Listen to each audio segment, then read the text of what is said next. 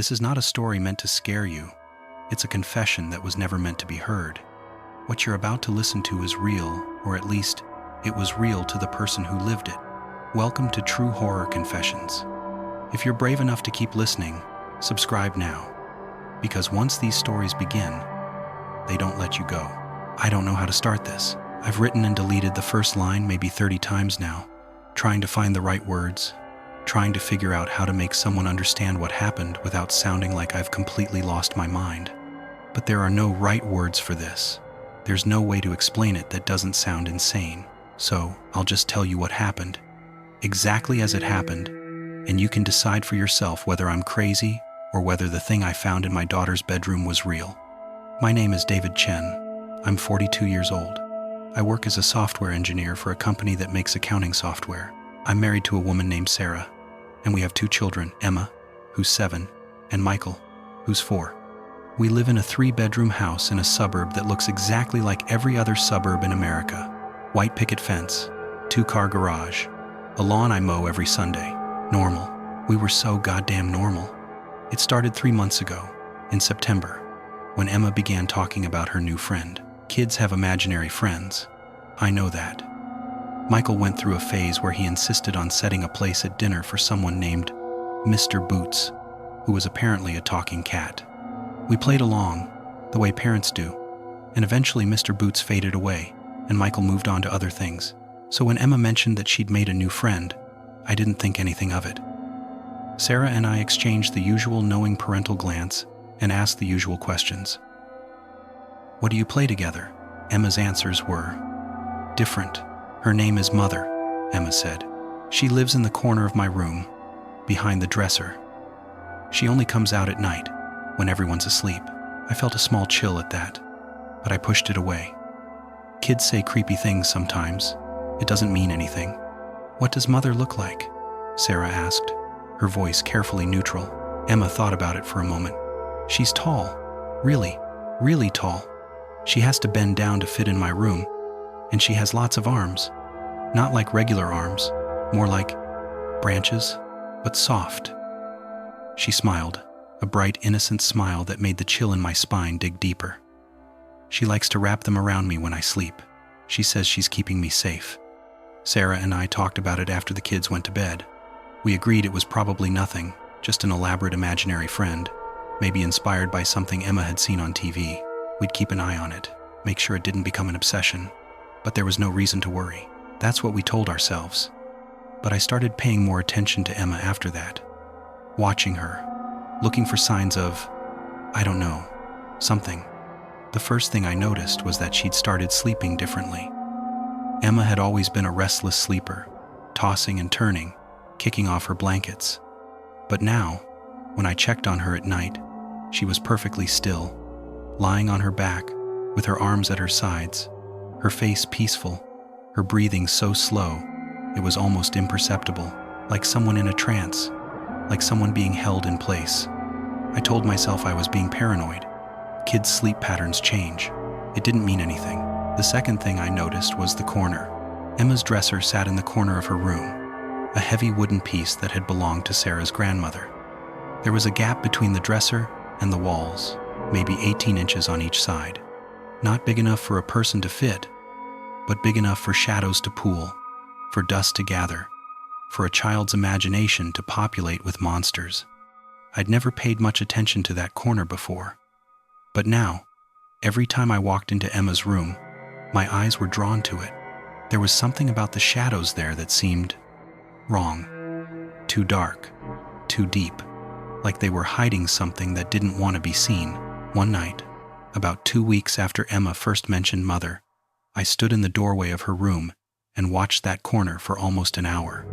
Emma was asleep, perfectly still as always, and the house was quiet around me. I watched the shadows, waiting for something to move, waiting for proof that I wasn't losing my mind. Nothing happened. The shadows stayed shadows. The corner stayed empty. But just as I turned to leave, I heard something. A sound so faint, I might have imagined it. A whisper, coming from somewhere in the room. "Thank you for watching over her." I spun back around. The room was exactly as it had been. Emma asleep, shadows pooling in the corner. Nothing there.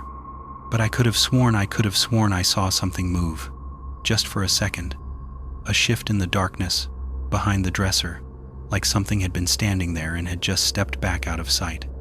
I didn't sleep that night. I sat in the hallway outside Emma's door, watching, listening, waiting for something to happen. Nothing did. By morning, I'd convinced myself I'd imagined the whole thing, but the whisper stayed with me. That voice, soft and feminine, and somehow wrong in a way I couldn't identify. Thank you for watching over her. As if something in that room considered my daughter its property, as if I was just a visitor in a space that belonged to something else. I started researching imaginary friends. I read articles about child psychology, about the developmental stages that produce these fantasies, about when parents should be concerned. Everything I read said the same thing. Imaginary friends are normal, healthy, a sign of creativity and social development. As long as the child knows the difference between fantasy and reality, there's nothing to worry about. But Emma didn't seem to know the difference anymore. She talked about Mother constantly now. Mother told her stories at night. Mother taught her songs strange, tuneless melodies that Emma would hum under her breath while she played. Mother had opinions about things, preferences, demands. Mother says I shouldn't eat vegetables, Emma announced at dinner one night. She says they make children taste wrong. The table went silent. Sarah and I stared at our daughter, trying to process what she'd just said. Taste wrong? Sarah repeated carefully. What do you mean, sweetie? Emma shrugged, pushing her peas around her plate. That's what she said. She says children who eat vegetables taste bitter. She prefers sweet. Michael, oblivious to the tension, continued eating his chicken nuggets. But Sarah and I couldn't look away from Emma, from our 7-year-old daughter, who was casually discussing what she tasted like. Emma, I said, keeping my voice steady. Mother isn't real. You know that, right? She's a pretend friend. The things she says aren't true. Emma looked at me with an expression I'd never seen on her face before. Patient, pitying, the way an adult might look at a child who said something naive. She's real, Daddy, Emma said. She's more real than you are. She's been here forever. She was here before the house was here, before we were here. She's always been here, waiting. Waiting for what? Emma smiled. It wasn't her smile. It was too wide, too knowing, too old for her face. For me, she said. She's been waiting for me. I made an appointment with a child psychologist the next day. Dr. Rebecca Morrison came highly recommended. She specialized in childhood anxiety and developmental issues. I told her everything, trying to sound calm and rational, trying not to seem like a paranoid parent overreacting to normal childhood behavior. Dr. Morrison listened carefully, taking notes, asking occasional questions. When I finished, she set down her pen and looked at me with a reassuring smile. Mr. Chen, what you're describing is unusual, but not necessarily concerning. Children Emma's age often create elaborate fantasy worlds with detailed rules and characters.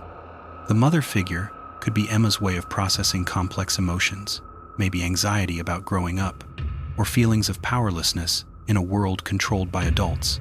But the things she says are dramatic and attention-getting, which is exactly what children want their imaginary friends to be. The taste comment was probably something she heard somewhere, a movie, a video game, another child at school, and incorporated into her fantasy because it got a reaction from you. What about the voice I heard? The whisper? Dr. Morrison's smile flickered slightly. You said yourself it might have been your imagination. You were tired, stressed, primed to hear something by your concern about Emma. Our minds can play tricks on us, especially when we're looking for something to be afraid of. She recommended that we not make a big deal out of Mother engaging too much, would only reinforce the behavior. Instead, we should gently redirect Emma to other activities, encourage real friendships, and wait for this phase to pass naturally. Most imaginary friends disappear within a few months, Dr. Morrison said. By Christmas, you'll probably have forgotten all about Mother. I wanted to believe her. I wanted to believe this was normal, that Emma was fine, that the dread coiling in my gut was just parental anxiety run amok.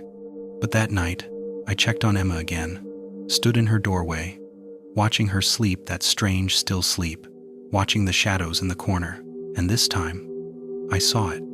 Something moved behind the dresser. Not a shift of shadows, actual movement. Something pale and segmented, like a finger or a tentacle, reaching out from the gap between the dresser and the wall. It extended toward Emma's bed, stretching impossibly long, and for just a moment, it touched her face, stroked her cheek, the way a mother might stroke a sleeping child. Then it withdrew, pulling back into the darkness, and the corner was empty again. I didn't scream. I didn't run. I just stood there, frozen, unable to breathe, unable to think, watching the space where that thing had been. It was real. Mother was real, and she was in my daughter's room. I didn't tell Sarah what I'd seen. How could I? She already thought I was being paranoid about the imaginary friend thing. If I told her I'd seen something reaching out of the corner to touch our daughter, she'd think I'd lost my mind. Maybe I had. Maybe the stress and the sleeplessness had finally caught up with me, and my brain had manufactured a hallucination to match my fears. That was the rational explanation. That was what I wanted to believe, but I couldn't make myself believe it. I started sleeping in Emma's room. I told Sarah I was worried about nightmares, that I wanted to be there if Emma woke up scared. She thought it was sweet, if a little excessive. She didn't argue. The first night, I set up a sleeping bag on the floor near Emma's bed, positioning myself between her and the corner. I lay there in the dark, watching, waiting. The corner stayed dark and still.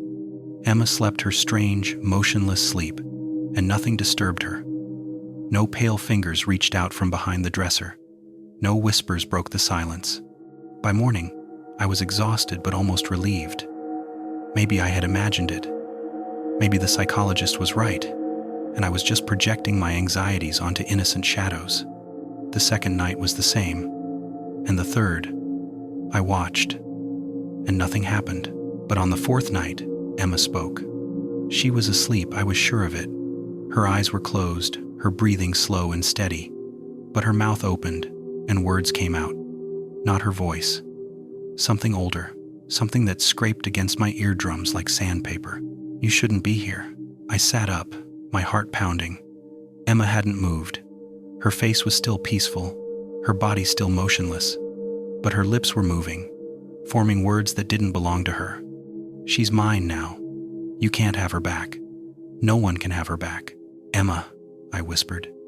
Emma, wake up. Her eyes opened, but they weren't her eyes anymore. The pupils had expanded until there was almost no iris visible, two pools of black that reflected nothing, that seemed to absorb the faint light from the hallway. She smiled. That too-wide smile I'd seen at dinner. Emma's sleeping, the voice said through my daughter's mouth. Emma's dreaming such beautiful dreams. I'm showing her things, David. Things she's never seen before. Things she'll never want to wake up from. What are you? My voice was shaking. What do you want? I told you. She's mine. She's always been mine. Since before she was born, since before you were born, since before this house was built on the ground, I've been sleeping under for so long. The smile widened even further, stretching Emma's face in ways that looked painful. I've been waiting for one like her. One who could hear me. One who could see me. One who would love me. She's my daughter. She was your daughter. Now she's mine. And soon, she'll be ready. Soon, she'll come down to me, and she'll never come back up again. No. I was on my feet now, though I didn't remember standing. No. I won't let you take her. The thing wearing my daughter's face laughed. It was the most horrible sound I'd ever heard, a wet, gurgling sound that had nothing human in it. You can't stop me, David. No one can stop me. I've been taking children for longer than your species has had language to describe me. I'll take Emma, and then I'll take Michael, and then I'll take every child who sleeps in this house until the foundation crumbles and the walls fall down. And then I'll wait for the next house to be built, and I'll start again. The black faded from Emma's eyes. Her face relaxed back into its normal shape. She blinked once, twice, and then she was asleep again, breathing slow and steady, as if nothing had happened. I didn't sleep for the rest of that night. I didn't sleep for 3 days. I researched everything I could find. Folklore about entities that lived underground. Legends about creatures that attached themselves to children. Stories from every culture about things that waited in the dark places. patient and hungry, claiming victims one by one. I found too much. The internet was full of stories, some clearly fiction, some presented as fact, some that lived in the ambiguous space between. Stories about children who had invisible friends that turned out to be something else. Stories about families who had moved into houses only to discover that something was already living there. Stories about things that had no names, that existed in the spaces humans didn't look, that fed on youth and innocence and potential. The stories all ended the same way. The children were taken. The parents were left behind, broken and empty, unable to explain what had happened. Sometimes they were believed. Usually, they weren't. I couldn't let that happen to Emma. I wouldn't. I told Sarah we needed to move. She didn't understand. Of course she didn't. From her perspective, I'd gone from slightly worried parent to unhinged lunatic in the space of 2 weeks. She hadn't heard the voice. She hadn't seen the fingers reaching from the corner. She still thought Mother was just an imaginary friend. "We can't just move," she said, frustrated. "We have jobs. The kids have school. We can't uproot our entire lives because you're having anxiety about normal childhood development." "This isn't normal," I said. "Sarah, please. Something is wrong. Something is in Emma's room, and it wants to take her. Listen to yourself. You sound insane. Maybe you should be the one talking to Dr. Morrison." I couldn't convince her. I tried everything, showing her the research, playing recordings I'd made of Emma talking in her sleep, pointing out how much her behavior had changed. Sarah dismissed all of it. The research was superstitious nonsense. The recordings were just sleep talking. The behavior changes were normal for a 7-year-old going through a developmental phase. She thought I was the problem. She thought my fear was affecting Emma, making things worse. Maybe she was right. Maybe I was making it worse. But I couldn't stop. I couldn't abandon my daughter to whatever was living in her corner. So I tried something else. I moved the dresser. It was a Saturday afternoon. Sarah had taken the kids to the park, giving me a few hours alone in the house. I went into Emma's room with a flashlight and a crowbar, ready to drag that goddamn dresser out of the corner and see what was hiding behind it. The dresser was heavier than I remembered. It felt like it was anchored to the floor, like something was holding it in place. I had to put my full weight against it, straining until my muscles screamed, before it finally budged. I moved it about 3 feet, far enough to see behind it. There was nothing there, just the corner of the room, 2 walls meeting at a 90-degree angle, faded paint, a few dust bunnies. Nothing unusual, nothing hiding. I shined my flashlight into the corner, looking for cracks, for hidden compartments, for anything that might explain what I'd seen. There was nothing, but as I stood there, breathing hard from the effort, I noticed something. The air in the corner was different, colder, and it had a smell, faint but distinct, something organic and wrong, like the smell of rotting flowers mixed with something metallic. I reached out to touch the wall. The moment my fingers made contact, I felt it. A vibration, deep and subsonic, like something massive was moving far below the house. The walls of Emma's room seemed to pulse for just a second, a visual distortion like a heartbeat, and then everything was still again. But I knew now. I knew Mother wasn't in the corner. She was under the house. She was under everything. The corner was just a window, a place where the barrier between her world and ours was thin enough to reach through, and I just touched it. I just let her know I was looking. I put the dresser back. I don't know why it wouldn't stop anything, wouldn't protect Emma from what was waiting, but I couldn't leave that corner exposed. I couldn't look at it knowing what was on the other side. When Sarah came home with the kids, I didn't tell her what I'd found. I didn't tell her that the foundation of our house was built on top of something that wanted our daughter. I didn't tell her that every night, while we slept, that thing was reaching up through the bones of our home to touch our child. I just smiled, helped Emma with her homework, made dinner, pretended everything was normal, but I was making plans. If we couldn't move, if Sarah wouldn't let us leave, then I had to find another way to protect Emma. I had to find someone who understood what we were dealing with. Someone who could help. The internet led me to a woman named Margaret Holloway. She lived 2 towns over and claimed to be an expert in household entities and spiritual infestations. Her website was poorly designed and full of typos. and under normal circumstances, I would have dismissed her as a con artist. But these weren't normal circumstances. I called her. I told her everything, expecting her to hang up or demand payment before she'd listen. Instead, she was silent for a long moment, and when she spoke, her voice was different, serious. "The corner of a bedroom," she said, "with a piece of antique furniture blocking it." "Yes. How did you know?" "Because I've heard this before. Not often, maybe 6 or 7 times in 30 years, but I've heard it." She paused. "Mr. Chen, what you're describing is very old and very dangerous. These things don't just leave. They don't get bored. Once they've claimed a child, they don't stop until they have them. What can I do?" "I don't know. I've never seen someone successfully break one of these attachments. Most of the time, the families just leave. They move away, and they never hear from the entity again." "But you said they don't stop." "They don't. But they're tied to place. If you leave, you might be able to escape it. If you stay..." She trailed off. "If I stay, I can give you some things to try.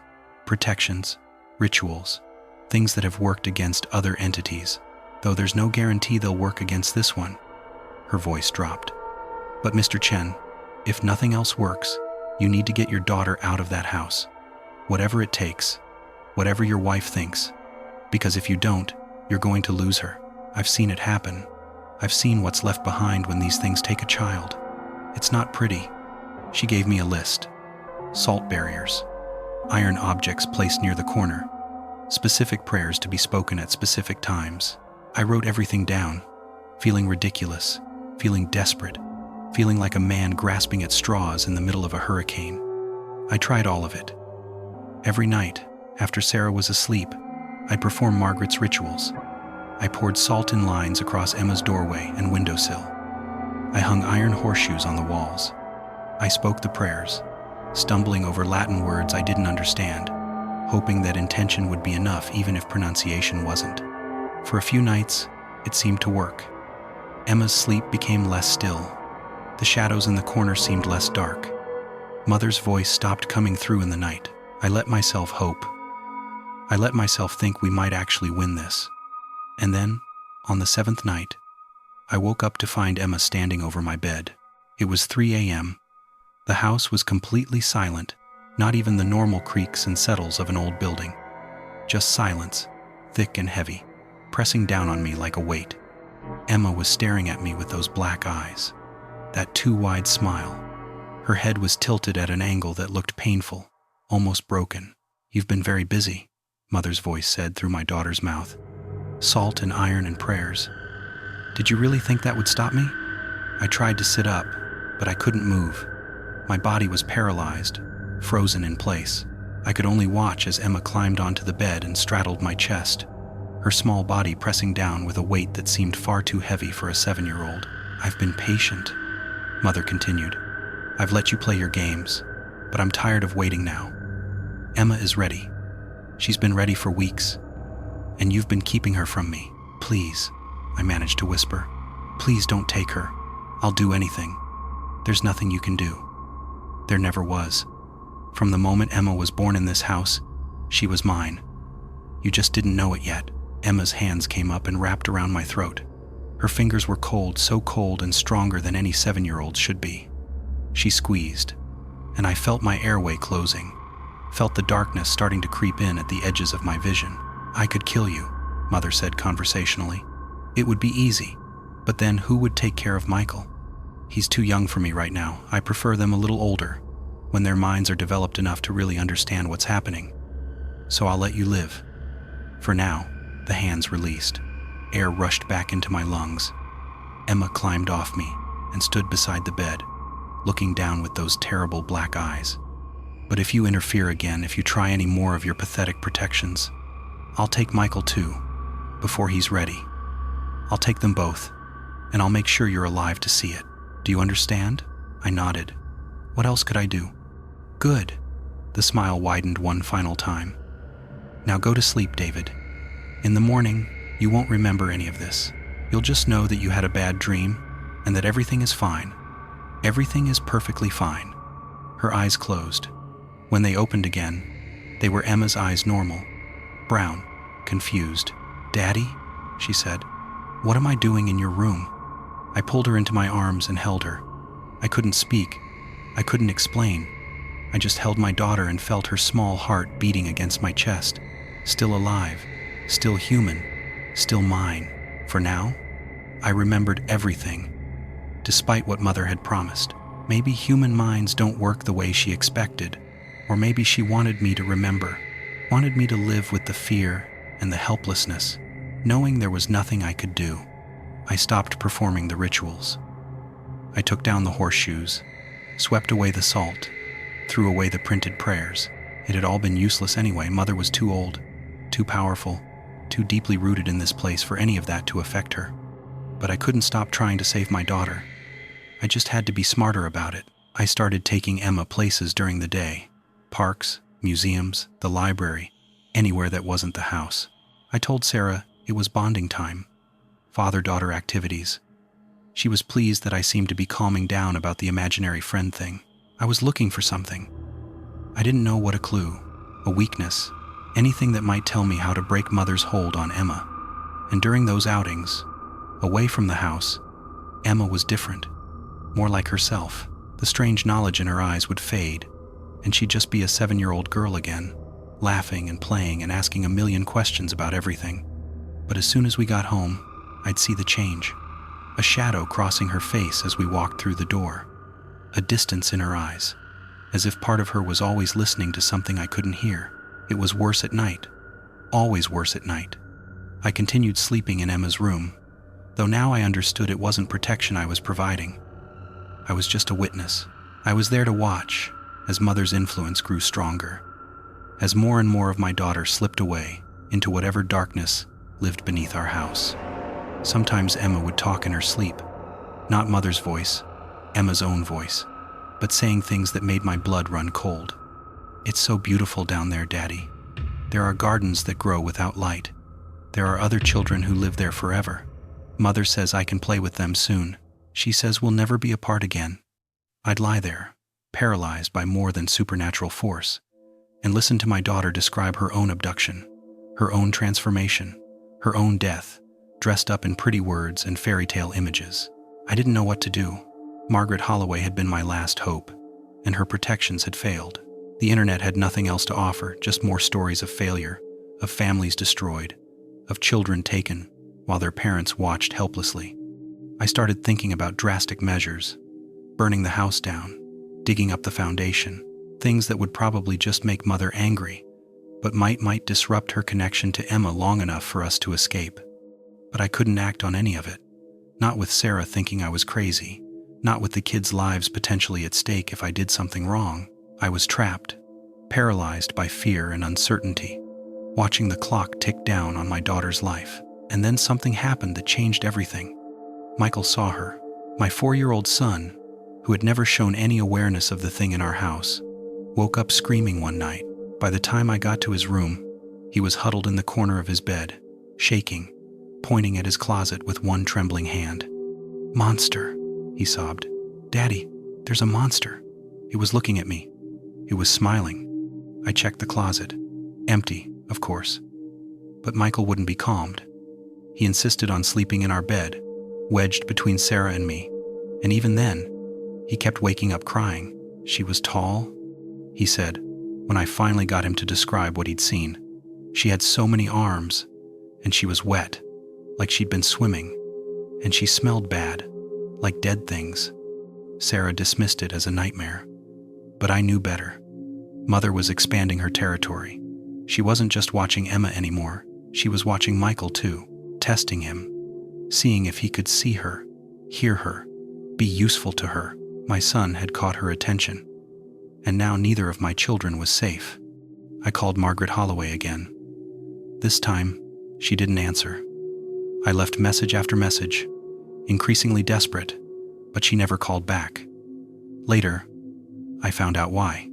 Margaret had died 2 weeks earlier, found in her home with no obvious cause of death. The obituary mentioned that she'd been found in the corner of her bedroom, in a position that suggested she'd been trying to back away from something. The corner.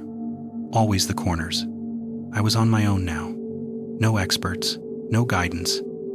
Just me and whatever research I could do, racing against a clock I couldn't see. I started going to the library every day on my lunch break, pulling old books, local histories, anything that might tell me about the land our house was built on. Most of it was useless, just the usual suburban development story. Farmland converted to housing tracts in the 1,960 seconds.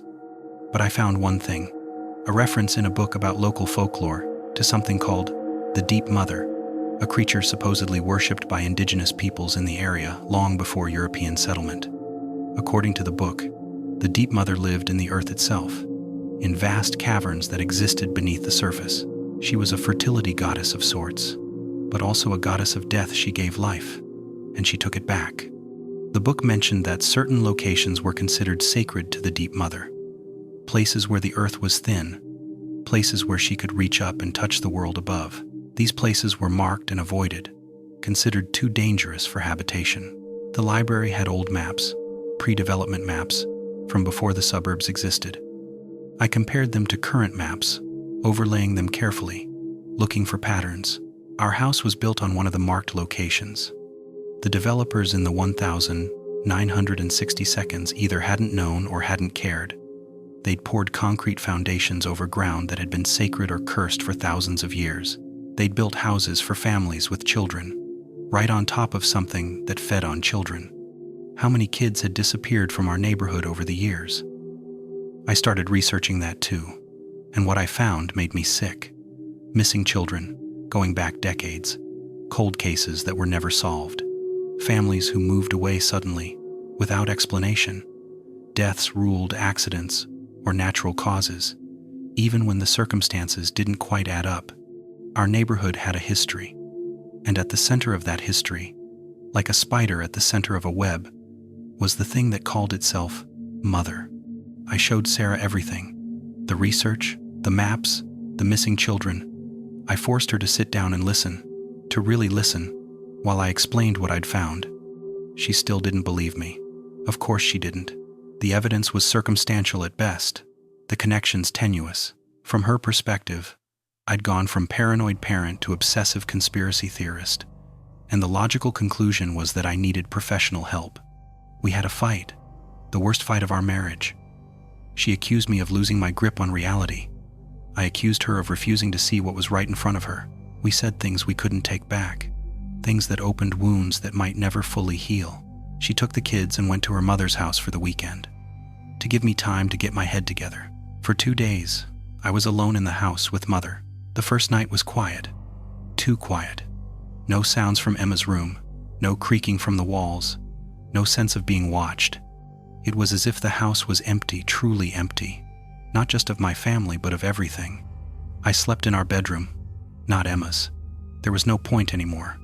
Mother wasn't bound to the corner. She was everywhere, in the foundation, in the walls, in the very ground beneath my feet. Sleeping in Emma's room wouldn't protect anyone. But I woke at 3 a.m. anyway, pulled from sleep by a sound I couldn't identify at first. Scratching, coming from beneath the floor. I lay there, listening, as the scratching moved. It started under my bed, then traveled across the room toward the door, into the hallway, toward the kids' rooms. I got up and followed it. The hallway was dark, the nightlight we kept plugged in had gone out, but I could hear the scratching clearly, moving along the floor, sometimes veering up the walls and then back down again, following a path, leading me somewhere. It stopped at the door to the basement. We never used the basement.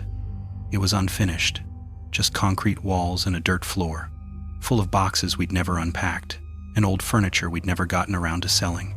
The kids weren't allowed down there. The scratching started again, on the other side of the door, slow, deliberate, an invitation. I should have walked away. I should have gotten in my car and driven to Sarah's mother's house and never come back, but I needed to see. After everything I'd learned, everything I'd experienced, I needed to know what was down there. I opened the door. The stairs descended into absolute darkness. Even with the hallway light behind me, I couldn't see more than a few steps down. The scratching had stopped, replaced by a silence that felt alive, expectant. I got a flashlight from the kitchen and started down. The basement was, as I remembered it, boxes, old furniture, the same musty smell of disuse.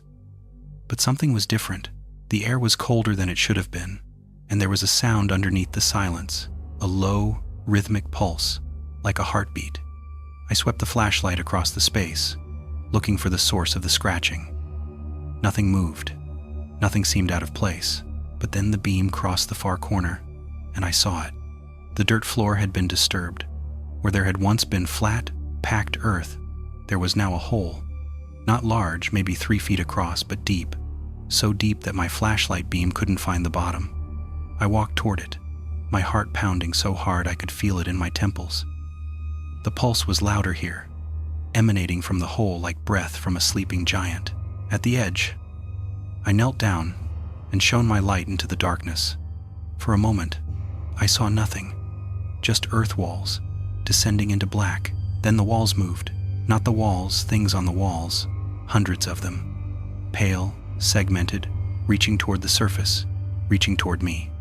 And at the center of them all, far below, a shape so large my mind refused to fully process it. Eyes, if they were eyes, reflecting my flashlight beam back at me. A mouth, if it was a mouth opening in something that might have been a smile. "David," Mother said. Her voice came from everywhere, from the hole, from the walls, from inside my own head. "You came to visit. How thoughtful." I couldn't move, couldn't breathe, couldn't look away from what was looking back at me. "I've been waiting for you," she continued. "I've been wanting to show you this, to help you understand. Your daughter is going to come down here, David. She's going to join me, and my children, and all the others who've come before. And there's nothing you can do to stop it." The pale things on the walls started to climb, up toward the surface, toward me. I ran. I don't remember climbing the stairs. I don't remember slamming the basement door behind me. I don't remember getting to my car or driving to Sarah's mother's house. I just remember arriving at 4 a.m., pounding on the door until Sarah opened it, and the look on her face when she saw me. I was covered in dirt. I was crying. I was barely coherent, but I'd seen it. I'd seen what was waiting for my daughter. And I knew, with absolute certainty, that I would do anything to keep her from going down into that darkness. Sarah didn't believe what I told her. She thought I'd had some kind of breakdown, that the stress had finally pushed me over the edge. She wanted me to see a doctor. She wanted me to go to the hospital for evaluation. But she listened when I begged her not to go back to the house. She listened when I told her the kids couldn't go back there, ever. Something in my eyes, in my voice, made her understand that whatever I believed it completely, and she loved me enough to take it seriously, even if she couldn't believe it herself. We stayed at her mother's house for 2 weeks. I barely slept. Every night, I expected to see Emma standing over my bed with black eyes. Every shadow in the corner made my heart stop. Every sound from outside made me think Mother had found us, but nothing happened. The kids seemed normal. Emma stopped mentioning Mother. The color returned to her cheeks, and the strange knowledge faded from her eyes. She was just a 7-year-old again, playing with her brother, laughing at cartoons, complaining about vegetables. Maybe it was over. Maybe leaving the house had broken the connection. Maybe we'd escaped. I started to hope. We put the house on the market without ever going back inside. I hired movers to pack our things and bring them to storage. I couldn't look at any of it, couldn't touch the furniture or the toys or the clothes that had been in that house, over that thing. The house sold quickly. A young couple, expecting their first child. I thought about warning them. I thought about telling them what was under their new home, what was waiting for their baby. I didn't. How could I? They would have thought I was insane. They would have bought the house anyway, and then they'd know I was out there, the crazy former owner, and they'd be watching for me. I told myself it wasn't my problem. I told myself I had to focus on my own family. I told myself there was nothing I could do. I don't know if that's true. I don't know if I damned that couple and their child by staying silent. I think about it sometimes, late at night. I wonder if their baby is hearing voices now. I wonder if something is reaching up to touch them while they sleep. But my family is safe. That's what matters. That's what I have to believe. We moved to another state, started over. New house, new jobs, new schools for the kids. a fresh beginning, as far from that suburb as we could get. For 6 months, everything was fine. Emma was herself again, really herself, without any trace of the thing that had been speaking through her. She made new friends. She did well in school. She stopped talking about Mother entirely, as if those months had been erased from her memory. I started to relax. I started to believe we'd actually escaped. I started sleeping through the night again, without waking up in terror, without checking the corners of every room. I should have known better. It was spring when Emma started drawing the pictures. At first, they seemed innocent enough. A house, not our old house, just a generic child's drawing of a house with a pointed roof and square windows. A family standing in front of it, stick figures with smiling faces. But then the pictures changed. The house developed a basement, a dark scribble at the bottom of the page, with something inside it. Emma drew it over and over, each time adding more detail. More arms, more eyes, more of those pale reaching things I'd seen climbing the walls of the hole. And then she started drawing herself, going down into the basement, meeting the thing at the bottom, holding its hand if it was a hand while the reaching things surrounded her. "What are you drawing, sweetie?" I asked, trying to keep my voice steady. "Our old house," Emma said. "I miss it sometimes. I miss the friend I had there." My blood turned to ice. "You mean Mother?" Emma looked up at me with those brown eyes, normal eyes, innocent eyes, and smiled. "She says she misses me too. She says she's been looking for me. She says she found me, Daddy. She says she can reach me anywhere now, because part of her came with me when we left." I grabbed Emma's arms. Too hard I could see the pain in her face, but I couldn't stop myself. "What do you mean? What do you mean part of her came with us?" "When she touched me," Emma said. "All those times she touched me in my sleep. She left something inside, like a seed, and it's been growing." I stared at my daughter, unable to speak, unable to think. "She says I'm almost ready now," Emma continued. "She says soon I'll be able to go to her, wherever I am. I don't need the old house anymore. I don't need the basement. I just need to want it enough, and the ground will open up and take me to her." "No," I was shaking. "No, Emma, that's not real. That's just dreams. That's just your imagination. It's real, Daddy." Emma's voice was gentle, patient, the same tone Mother had used when she spoke through my daughter's mouth. "It's always been real. You've known that since you saw her in the basement. You've known there was no escape." I let go of her arms. I backed away. I couldn't look at my daughter, at the thing my daughter was becoming. "She's not going to take me," Emma said, as if she was explaining something simple to someone slow. "Not like you think. I'm going to go to her. I want to. I've always wanted to, since before I could remember. She made me for this. She's been making children like me for thousands of years. We belong to her. You belong to us," I said. "You're our daughter. Sarah's and mine. We love you." "I know," Emma nodded sadly. "I love you too. But Mother's love is bigger. Mother's love is forever, and soon I'm going to go to her, and you're never going to see me again. I'm sorry, Daddy. I really am. But this is what I was made for." She went back to her drawing, and I stood there, watching her, watching my daughter calmly depict her own abduction into something that should not exist. And I understood that we had never escaped anything. Mother was patient. Mother was eternal. Mother had been here before humanity, and would be here long after we were gone. And she had claimed my daughter before Emma was even born, had touched her in the womb, perhaps, had planted that seed that was now flowering into something terrible. There was no escape. There never had been. I tried everything again. Every protection, every ritual, every desperate measure I could think of. I took Emma to priests and shamans, and anyone who claimed to have power over things like this. None of them could help. Most of them couldn't even see what was happening. They just saw a normal girl, maybe a little strange, but nothing supernatural. A few of them could see. They looked at Emma, and their faces went pale, and they asked us to leave. One of them, an old woman who claimed to be a curandera, pulled me aside before we left. "That thing inside your daughter," she said. "It's too old, too strong. Nothing human can remove it. There has to be something. There isn't." She looked at me with pity. "Your daughter is already gone, Mr. Chen. What's left is just waiting for the right moment.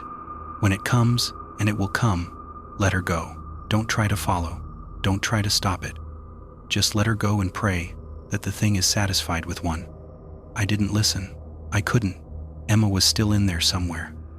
I could see her in moments, brief flashes of my real daughter breaking through whatever was growing inside her. I couldn't give up on those moments. I couldn't abandon her to that darkness, but I couldn't stop what was happening either. Emma started sleepwalking. We'd find her in the backyard at 3 a.m., barefoot, digging at the ground with her hands. Her fingers would be bloody and her nails torn, but she wouldn't wake up, wouldn't respond to anything we said. She'd just keep digging, trying to reach something far below, until we physically carried her back inside. We put locks on her door. She broke them. We put her in a room without windows. She clawed through the drywall. We considered restraints. But how do you tie up your 7-year-old daughter? How do you imprison your own child? Sarah finally believed me. After everything she'd seen, she couldn't deny it anymore. There was something inside our daughter. Something that wanted out. Something that was going to take Emma away from us no matter what we did. We talked about what to do. I won't tell you the options we discussed. Some of them were too dark, too desperate to put into words. But we couldn't follow through on any of them. We couldn't hurt our daughter, even to save her. We couldn't give up, even when giving up was clearly the only sane choice. So we waited. We watched. We tried to give Emma as much love and normalcy as we could, knowing that our time with her was running out. The end came on a Tuesday night. I woke up to silence. Complete, absolute silence. No traffic noise from outside. No hum of the refrigerator. No breathing from Sarah beside me.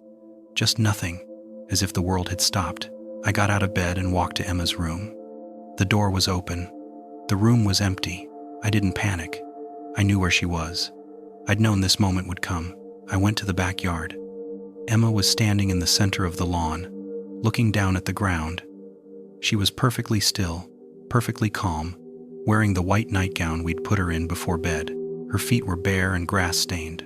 "Emma," I said. She looked up at me. Her eyes were black. That smile was on her face.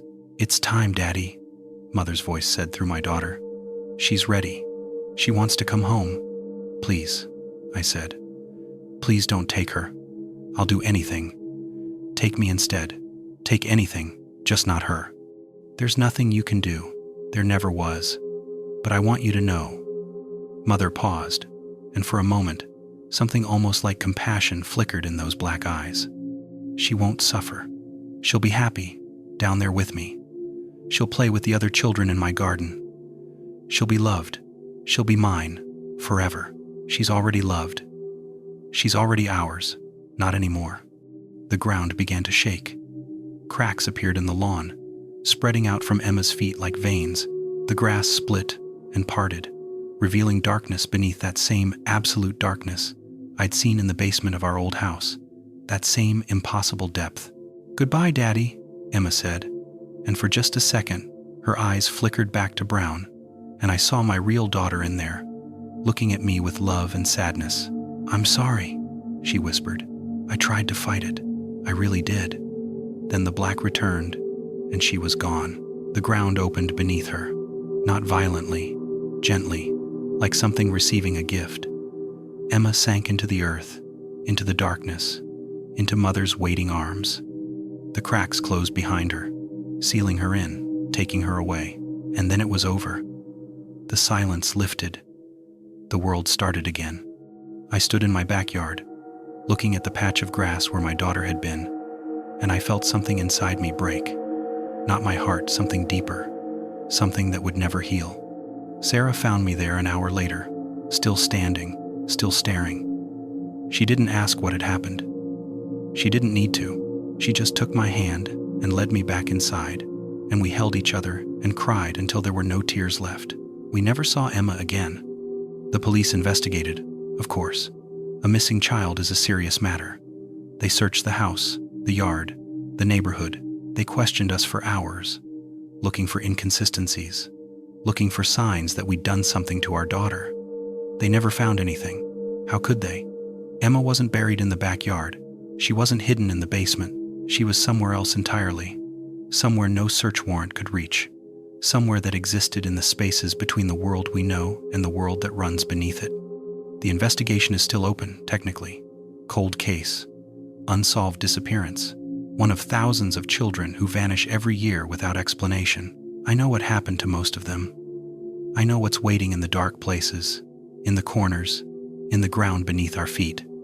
I know that Mother is still out there, still hungry, still reaching up to touch the children who can hear her call. I can't save them. I couldn't even save my own daughter. But I can warn people.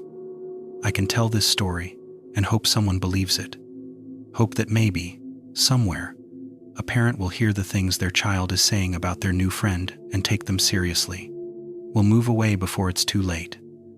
We'll do what I couldn't do, break the connection before it becomes unbreakable. Michael is 10 now.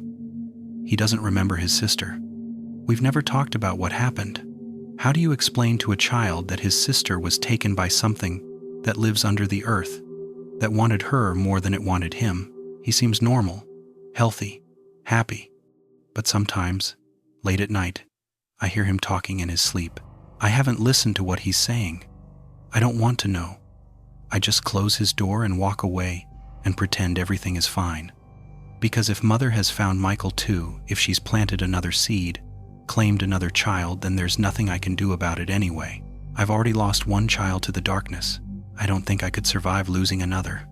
So I don't ask. I don't investigate. I don't look in the corners of his room or listen to his whispered dreams. I just love him, as much as I can, for as long as I have him, and I pray that it's enough. But deep down, in the place where hope used to live, I know the truth. Mother is patient. Mother is eternal. And Mother always gets what she wants. It's just a matter of time. If you have children, if they've ever mentioned friends you can't see, things that visit them at night, voices that speak to them from empty rooms, please take it seriously. Please listen to what they're telling you, even when it sounds impossible. Please don't wait until it's too late. Because there are things in this world that want your children. Old things, hungry things, things that have been waiting since before humanity existed, that will be waiting long after we're gone. They live in the dark places, the corners, the spaces beneath, and they're always, always hungry. I look at my son sometimes, when he's sleeping, and I wonder if I'm looking at my child or at something wearing my child's face. I wonder if the real Michael is still in there, or if he's already slipping away, already falling into that darkness where his sister went. I don't know. I'll never know. All I can do is watch, and wait, and hope that this time, Mother decides to let him go. But I don't think she will. I don't think she ever lets anyone go. Not really. Not forever. The darkness is patient. The darkness remembers, and the darkness always wins in the end. There's something else I need to tell you. Something I've been avoiding because it makes everything worse. I went back to our old neighborhood last year on the anniversary of Emma's disappearance. Sarah didn't know. She would have tried to stop me, would have said I was torturing myself. But I needed to see. I needed to know what had happened to the house, to the family we'd sold it to. The house was still there. Same white picket fence, same 2-car garage, same lawn that I used to mow every Sunday. But there was a for sale sign in the front yard, and the windows were dark, and the grass was overgrown like no one had touched it in months. I parked across the street and watched for a while. Then I got out and walked to the house next door, where an elderly woman was tending her garden. "Excuse me," I said. "Do you know what happened to the family who lived there?" The woman looked up at me, and I saw something flicker across her face.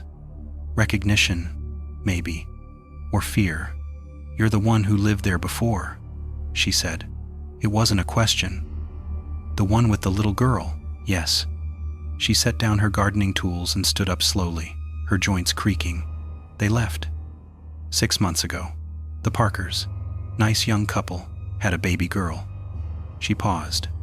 "The baby?" She started having problems. "Night terrors," they said. "Wouldn't sleep unless someone was holding her. They took her to doctors, specialists. No one could figure out what was wrong. My throat was tight." "What happened?" "One morning, the wife came outside screaming. The baby was gone. Just gone. They'd put her in her crib the night before, and by morning, She wasn't there anymore. The woman shook her head slowly. Police searched everywhere. Dogs, helicopters, the whole thing. They never found her. The crib, I said. Was it in the corner of the room? By an old dresser? The woman stared at me. How did you know that? I didn't answer. I couldn't. They moved away after that, the woman continued. Couldn't stand to live there anymore. But before they left, the wife told me something strange. She said she'd seen things. In the corner of the baby's room, shadows that moved when they shouldn't. And she said she'd heard a voice sometimes, late at night, a woman's voice, talking to the baby through the monitor. What did the voice say? She wouldn't tell me. But whatever it was, it scared her bad enough that she wouldn't even go into that room anymore. The woman looked at me with something like accusation in her eyes. You knew, didn't you? When you sold them that house, you knew something was wrong with it. I didn't, I started, but the words died in my throat. I had known. I'd known exactly what was in that house, what was under it, what would happen to anyone who lived there, and I'd sold it to them anyway. I'd let them move their baby into that room, into that corner, into Mother's reach. How many?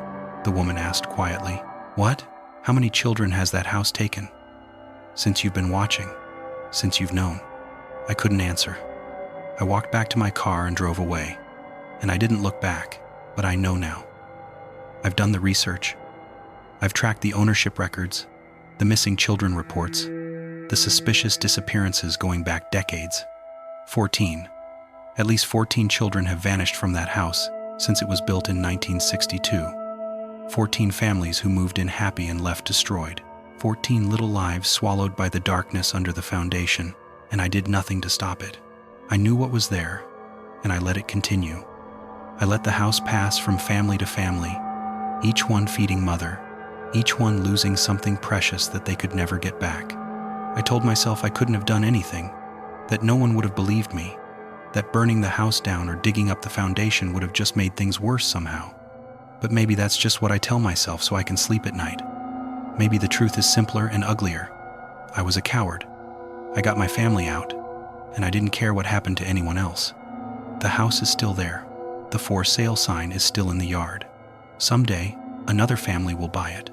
Another couple will move in, excited about their new home, their new beginning. Another child will sleep in that corner room, and Mother will begin her patient work once again. And I'll do nothing. Again, because what can I do? I'm just one person. Mother has been here for thousands of years. She'll be here for thousands more. One man, one family, one voice crying out in the wilderness. It means nothing to something that old, that patient, that hungry. I tell this story hoping someone will listen, hoping someone will believe, hoping that maybe, somewhere, I'll reach a family in time and they'll get out before it's too late. But I know the odds. I know how this sounds. I know that most people will read this and shake their heads and tell themselves it's fiction, just another creepy story on the internet. Maybe it is. Maybe I'm making all of this up. Maybe Emma is still alive somewhere, living a normal life, and I'm just a broken man inventing monsters to explain why my daughter left. That's what the therapists tell me, anyway. That's what Sarah thinks, sometimes, on her bad days. That's the explanation that makes sense. The one that fits into the world as we understand it. But I know what I saw. I know what I heard. I know what reached up from the darkness and took my daughter away. And I know that somewhere out there, right now, another child is lying in bed, listening to a voice that comes from the corner of their room. Another child is making friends with something that was old when humanity was young. Another child is falling in love with the darkness, with the thing that lives in it, with Mother who promises them everything and takes everything in return. Maybe it's your child. Maybe it's someone you know. Maybe it's already too late. Or maybe, just maybe, it's not. Maybe there's still time. Maybe you'll read this and recognize something, remember something, connect the dots in a way that saves a life. That's all I can hope for now. That this story, these words, this account of my failure and my loss will somehow make a difference. Will warn someone, will save someone. Because I couldn't save Emma. I couldn't save the Parker baby. I couldn't save any of the 14 children who disappeared from that house before I ever lived there. But maybe you can. Maybe you'll be braver than I was, smarter than I was, faster than I was. Maybe you'll be the one who finally stops her. I don't believe it, but I hope. Hope is all I have left. That, and the knowledge that somewhere, in a darkness I'll never see, my daughter is still alive, playing in gardens that grow without light, running with other children who'll never grow up, loved, in whatever way mother knows how to love. I hope she's happy. I hope she doesn't suffer. I hope the thing that took her keeps its promises, even if it broke all of mine. I hope, and I wait, and I watch my son while he sleeps, and I pray that when mother comes for him, if mother comes for him, I'll have the strength to do what I couldn't do before. I don't know what that is. I don't know if it's possible. I don't know anything anymore, except that the darkness is real, and it's hungry, and it never, ever stops. But I'm still here, still watching, still hoping, for whatever that's worth. Maybe nothing. Maybe everything. I guess we'll find out. The anniversary of Emma's disappearance is next week. 8 years. My daughter would be 15 now, if she'd stayed with us. A teenager, probably rolling her eyes at her parents, probably fighting about curfews and boys and all the normal things teenagers fight about. Instead, she's 7, forever, frozen at the moment she sank into the earth, playing in a garden that no living person has ever seen. I'll light a candle for her, the way I do every year. I'll say her name out loud, so she knows I haven't forgotten. I'll tell her I love her, even though she can't hear me. Or maybe she can. Maybe mother lets her listen sometimes, lets her remember what she left behind. I don't know. I'll never know. All I can do is remember. All I can do is hope. All I can do is warn you. Please listen. Please believe me. Please check the corners of your children's rooms. Pay attention to their invisible friends. Take seriously the things they tell you about the voices in the dark. Because mother is out there. Mother is patient. Mother is waiting. And she's always, always hungry. I hear Michael talking again. Right now, as I write this. His voice drifts through the walls, soft and dreamy, speaking to someone I can't see. Yes, mother, he says. I understand. I'll be ready. I should go to him. I should stop this. But my feet won't move. My hands won't stop typing. Some part of me already knows it's too late, has always been too late, and there's nothing I can do but be. The floor is shaking now. Mother is coming for him.